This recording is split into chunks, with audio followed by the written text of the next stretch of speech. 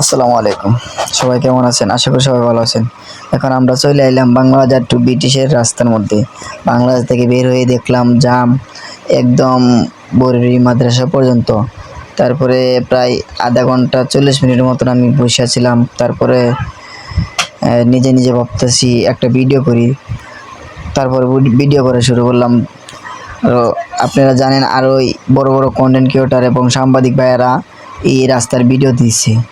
তারপরেও মনে হলো কি আমি একটা ভিডিও দিই, দেখি আমাদের ফ্রেন্ড ফলোয়াররা কতটুকু শেয়ার করে দেয়।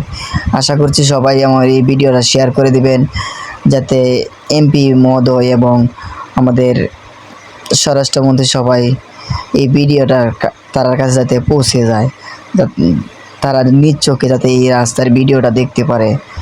আমরা এই রাস্তা নিয়ে এমন এক জায়গার মধ্যে আমরা জাম লাগে যাতে কোনো রাস্তাঘাটের নেই।